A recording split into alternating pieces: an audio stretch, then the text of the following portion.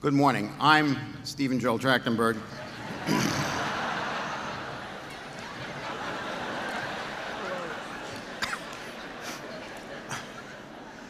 And welcome to the George Washington University, Mr. President, and all of you.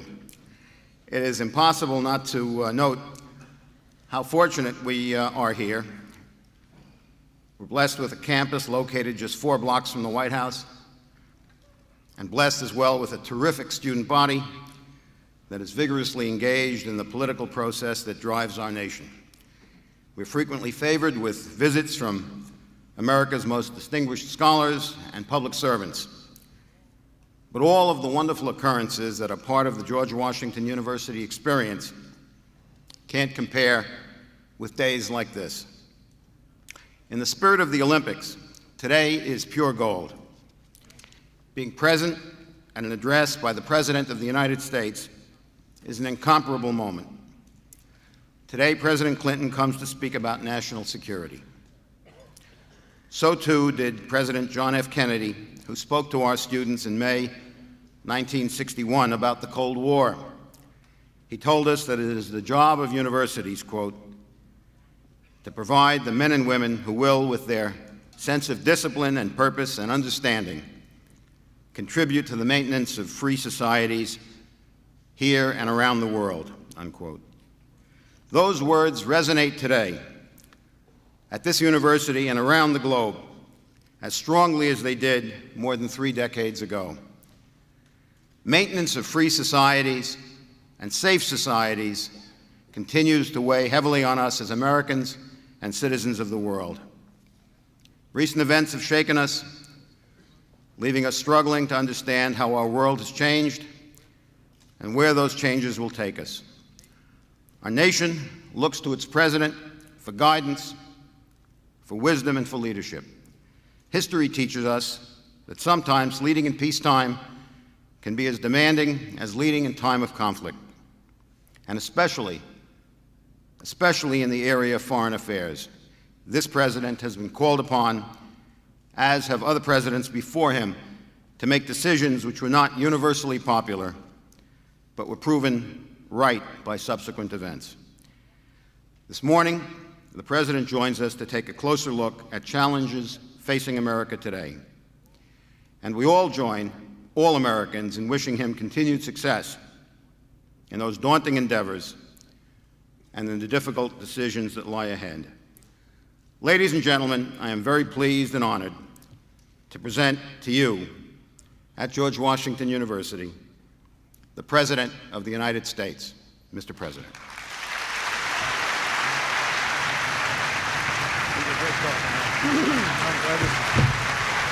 Thank you very much.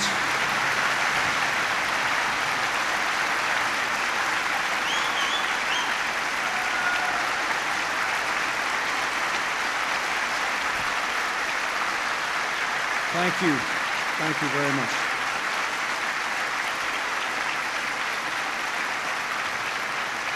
Thank you.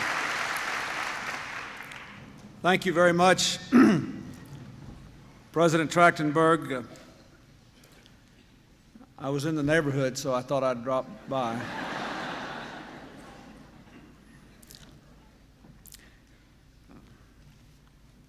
Dean Harding, members of the George Washington University community, Congressman Cardin, Congressman King, Congressman Matsui, Senator McGovern, thank you for coming, sir. I'm delighted to see you.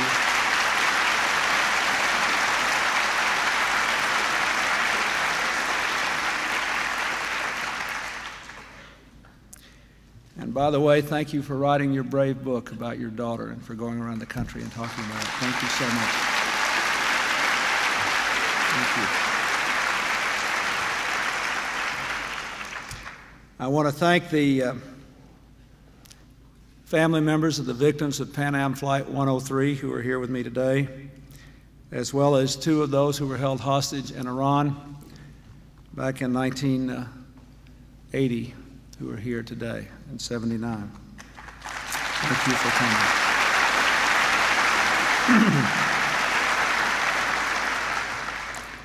I'm pleased to be back here at George Washington, especially as you celebrate your 175th anniversary.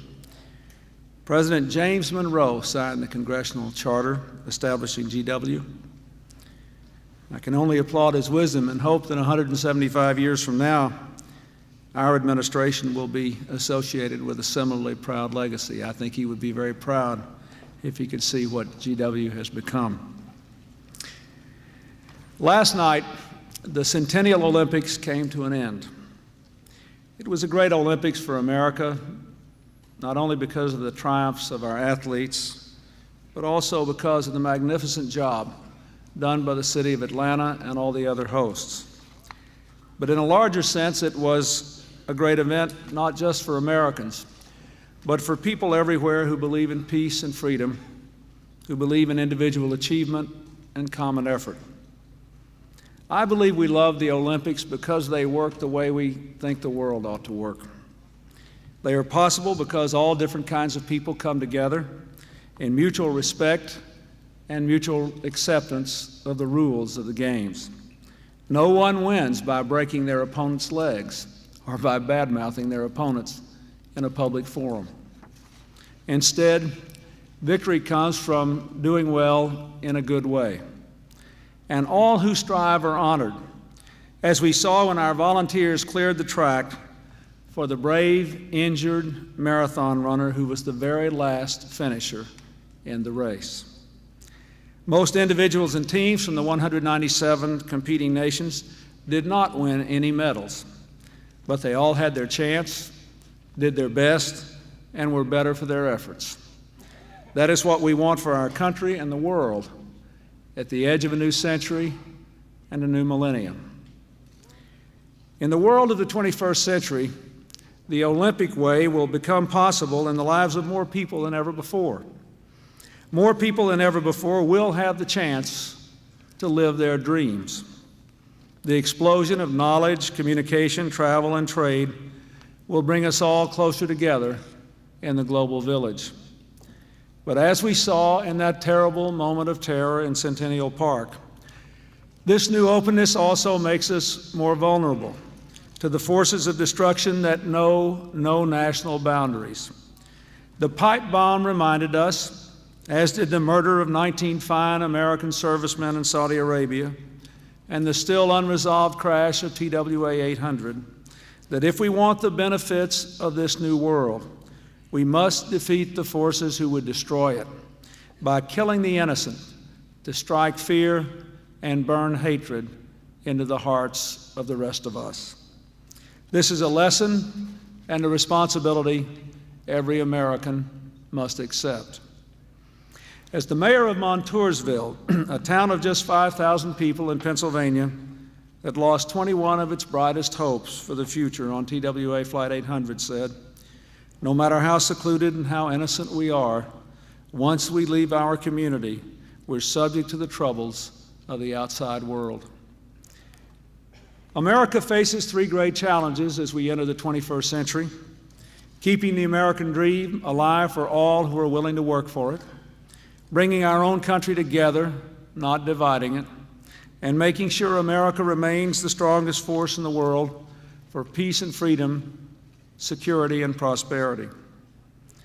I come to this place of learning and reason, a place so focused on the future, to explain why we cannot meet our own challenges of opportunity and responsibility and community unless we also maintain our indispensable role of leadership for peace and freedom in the world. The worldwide changes in how people work, live, and relate to each other are the fastest and perhaps the most profound in history. Most of these changes are good. The Cold War is over, our country is at peace, our economy is strong, democracy and free markets are taking root on every continent. The blocks, the barriers, the borders that defined the world for our parents and grandparents are giving way with the help of a new generation of extraordinary technology. Every day, millions of people use laptops, modems, CD-ROMs, and satellites to send ideas and products and money all across the planet in seconds. The opportunities to build a safer world and a more prosperous future are enormous. But for all the promise of our time, we are not free from peril. Fascism and communism may be dead or discredited, but the forces of destruction live on. We see them in the sudden explosions of ethnic, racial, religious, and tribal hatreds. We see them in the reckless acts of rogue states. We see them especially in the dangerous webs of new threats, from terrorism, international crime, and drug trafficking, and the continuing threat that weapons of mass destruction might spread across the globe. These forces of destruction find opportunity in the very openness, freedom, and progress we cherish. We must recognize that modern technologies by themselves will not make for us a new world of peace and freedom. Technology can be used for good or evil. American leadership is necessary to assure that the consequences are good. That is why we have worked so hard to seize the opportunities created by change and to move swiftly and strongly against the new threats that change has produced. To seize the opportunities, we are strengthening our alliances, dramatically reducing the danger of weapons of mass destruction, leading the march for peace and democracy throughout the world, and creating much greater prosperity at home by opening markets to American products abroad. Our alliances are the bedrock of American leadership. As we saw in the Gulf War, in Haiti, and now in Bosnia, many other nations who share our goals will also share our burdens. In Europe, we have supported the forces of democracy and reform in the former Soviet Union, the removal of Russian troops from the Baltics, and led the way to opening NATO's doors to Europe's new democracies through the Partnership for Peace, as Europe, the main battleground for the bloodiest century in history, is finally coming together peacefully. In Asia, we have revitalized our security alliance with Japan, joined with South Korea to promote lasting peace on the Korean Peninsula, and worked steadily to encourage the emergence of a strong, stable, open China. The end of the Cold War has also allowed us to lift the dark cloud of nuclear fear that had hung over our heads for 50 years. Today, not a single Russian missile is pointed at our citizens or cities. We are cutting Russian and American arsenals by 2/3 from their Cold War height. We helped Ukraine, Belarus, and Kazakhstan to give up their nuclear weapons, which was left on their land when the Soviet Union dissolved. We are working with Japan and Korea, and we have persuaded North Korea to freeze the dangerous nuclear program it had been developing for over a decade. We have advanced the struggle for peace and freedom.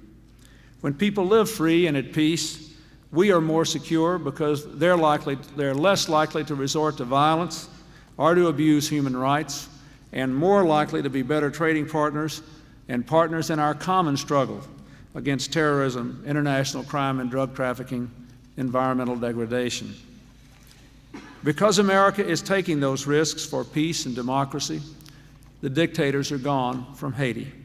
Democracy is back, and the flow of desperate refugees has stopped. In Bosnia, the snipers' killing fields have become children's playing fields once again. In Northern Ireland and the Middle East, though difficulties remain, conflicts that once seemed unsolvable are moving closer to resolution.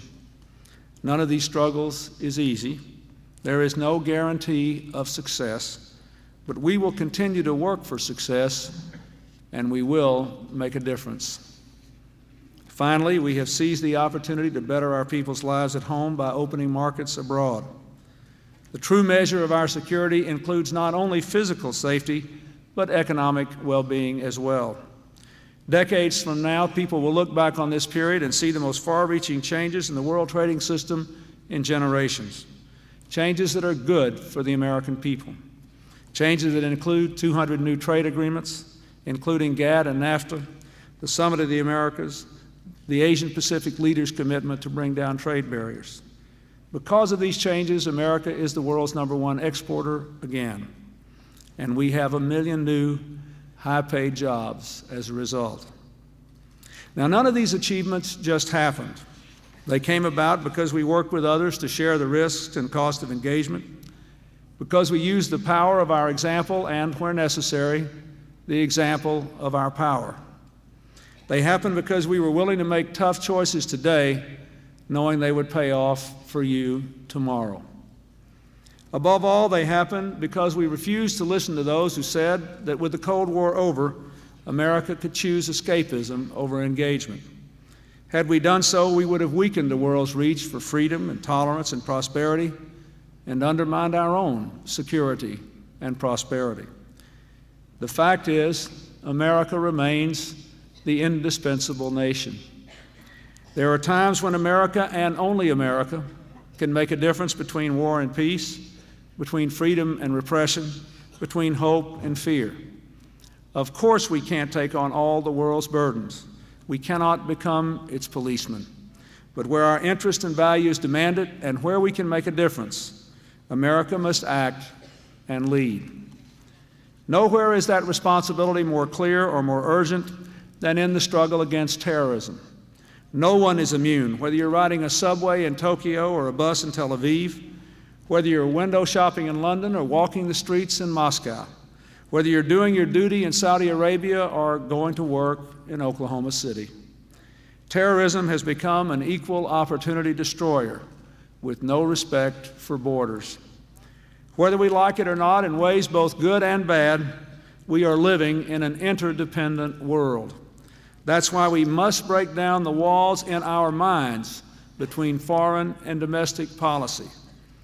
And I must say, Mr. President, on this 175th anniversary, that is one of the intellectual objectives that I hope our great universities will commit themselves to. The reality is, our personal, community, and national prosperity depend upon our policies on economics and trade at home and abroad. Our personal, community, and national well-being depends upon our policies on the environment at home and abroad. Most dramatically, our personal, community, and national security depend upon our policies on terrorism at home and abroad. We cannot advance the common good at home without also advancing the common good around the world. We cannot reduce the threats to our people without reducing threats to the world beyond our borders. That's why the fight against terrorism must be both a national priority and a national security priority. We have pursued a concerted national and international strategy against terrorism on three fronts. First, beyond our borders, by working more closely than ever with our friends and allies. Second, here at home, by giving law enforcement the most powerful counterterrorism tools available. And third, in our airports and airplanes, by increasing aviation security. This will be a long, hard struggle. There will be setbacks along the way. But just as no enemy could drive us from the fight to meet our challenges and protect our values in World War II and the Cold War, we will not be driven from the fight against terrorism today. Terrorism is the enemy of our generation, and we must prevail. First, on the international front, stopping the spread of terrorism clearly requires common action. The United States has a special responsibility to lead in this effort. Over the past 4 years, our intelligence services have been sharing more information than ever with other nations. We've opened up a law enforcement academy in Budapest, which is training people from 23 nations, an FBI office in Moscow, and just last Friday, Congress gave us the funding for FBI offices in Cairo, Islamabad, Tel Aviv, and Beijing. We've requested more money for intelligence in 1997. This focus is making a difference. As the Senate Intelligence Committee concluded in its 1996 report on the Intelligence Authorization Bill, the work of U.S. intelligence agencies against terrorism has been an example of effective coordination and information sharing.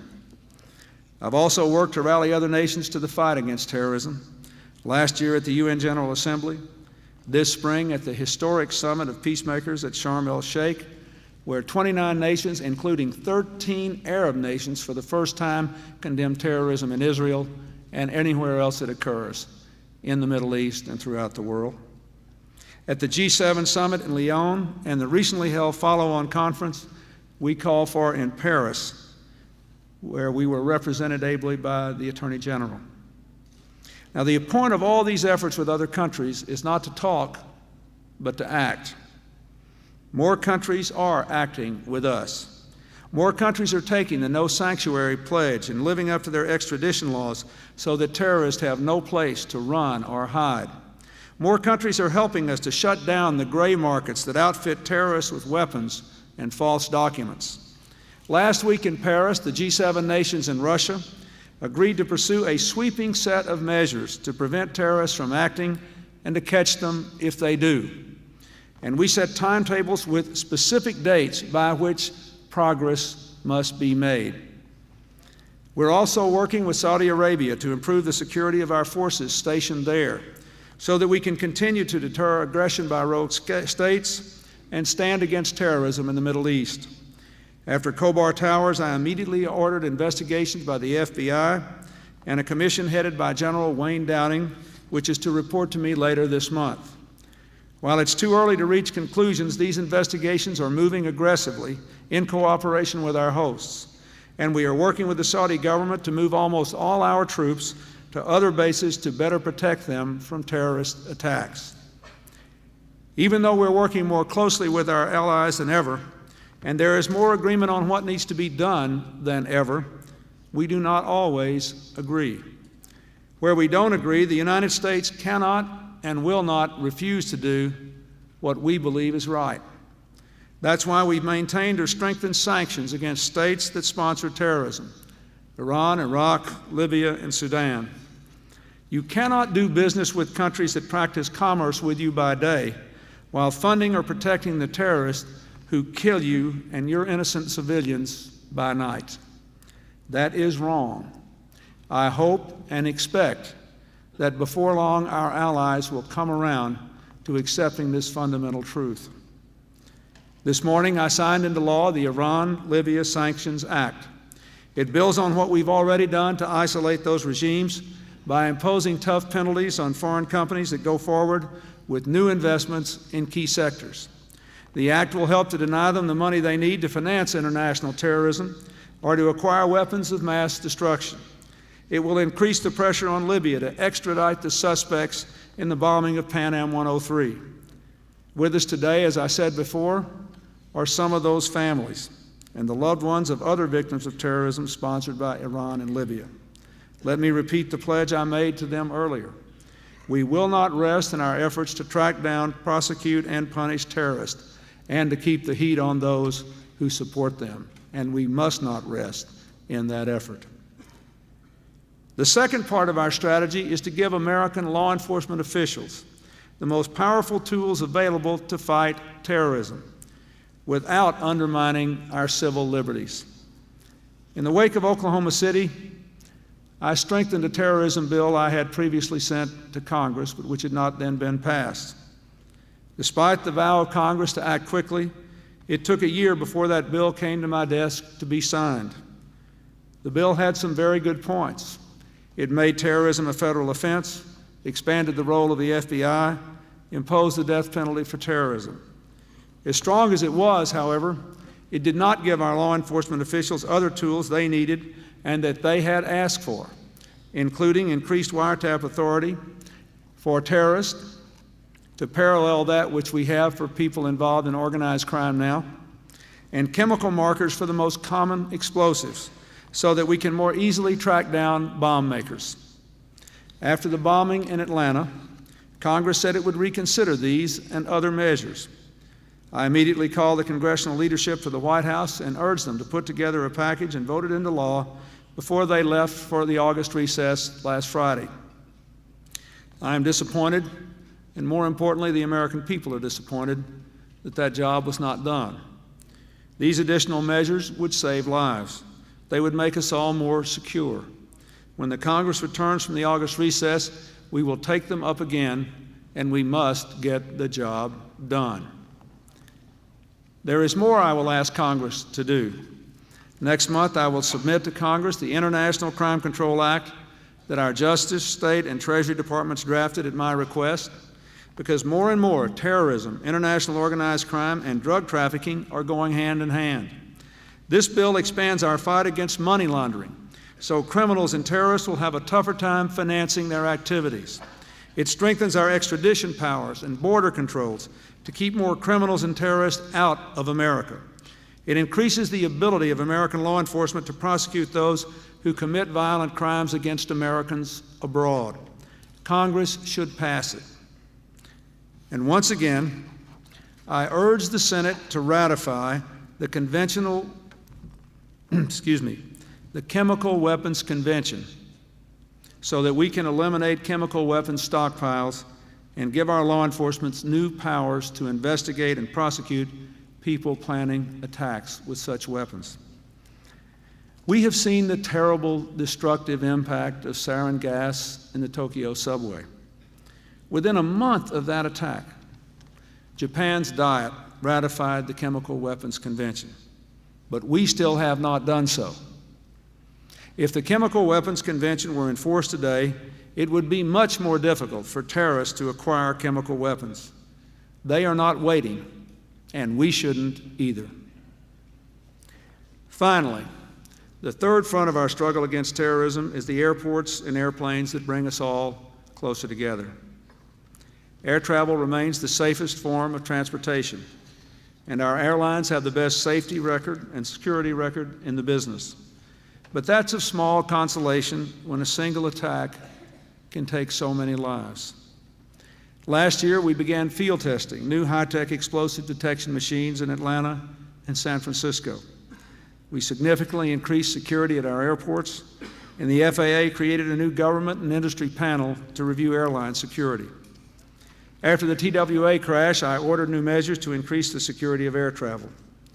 As any of you who have flown in recent days will have noticed, we're doing more hand searches and machine screening of luggage. We're requiring pre-flight inspections for every plane flying to or from the United States. Every plane, every cabin, every cargo hold, every time. The Vice President is leading a commission on aviation security that is to report back to me within 45 days with an action plan to deploy machines that can detect the most sophisticated explosives and other needed changes. Now, I know all this has led to some extra inconvenience for air travelers, and it may lead eventually to a modest increase in the cost of air travel. But the increased safety and peace of mind will be worth it. So, greater international cooperation, stronger American law enforcement, safer air travel. These are the fronts of our concerted strategy against terrorism.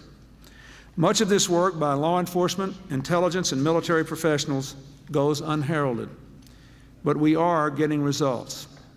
For example, we prevented attacks on the United Nations and the Holland Tunnel in New York. We thwarted an attempt to bomb American passenger planes from the skies over the Pacific.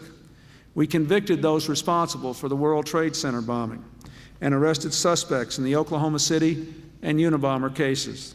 We've tracked down terrorists around the world and extradited more terrorists in 4 years than in the previous 12. But I want to make it clear to the American people that while we can defeat terrorists, it will be a long time before we defeat terrorism. America will remain a target because we are uniquely present in the world, because we act to advance peace and democracy, because we have taken a tougher stand against terrorism, and because we are the most open society on earth. But to change any of that, to pull our troops back from the world's trouble spots, to turn our backs on those taking risks for peace, to weaken our opposition against terrorism, to curtail the freedom that is our birthright, would be to give terrorism a victory it must not and will not have. In this fight, as in so many other challenges around the world, American leadership is indispensable. In assuming our leadership in the struggle against terrorism, we must be neither reluctant nor arrogant, but realistic, determined, and confident. And we must understand that in this battle, we must deploy more than police and military resources. Every one of you counts. Every American counts. Our greatest strength is our confidence, and that is the target of the terrorists. Make no mistake about it. The bombs that kill and maim innocent people are not really aimed at them, but at the spirit of our whole country and the spirit of freedom. Therefore, the struggle against terrorism involves more than the new security measures I have ordered and the others I am seeking. Ultimately, it requires the confident will of the American people to retain our convictions for freedom and peace, and to remain the indispensable force in creating a better world at the dawn of a new century. Everywhere I travel on behalf of our country, I encounter people who look up to us because of what we stand for and what we're willing to stand against. I've said this before, but when Hillary and I visited the Olympic Village, I was so moved by the athletes who came up to me and talked about what America had meant to their countries. A young Croatian athlete who thanked me for our efforts there, not long after Secretary Brown's plane crashed and Secretary Cantor had finished the mission. An Irish athlete who thanked me for our efforts to bring peace in Northern Ireland. A Palestinian athlete who said that he came from a very old people, but they never had an Olympic team until they made peace with Israel, and that many people wanted to keep that peace. This responsibility is great, and I know it weighs heavily on many Americans. But we should embrace this responsibility because at this point in time, no one else can do what we can do to advance peace and freedom and democracy. And because it is necessary at this point in time for our own peace and freedom and prosperity. As we remember the Centennial Olympics, the weeks of courage and triumph, the wonder of the world's youth bound together by the rules of the game and genuine mutual respect, let us resolve to work for a world that looks more like that in the 21st century, to stand strong against the moments of terror that would destroy our spirit, to stand for the values that have brought us so many blessings, values that have made us, at this pivotal moment, the indispensable nation. Thank you very much.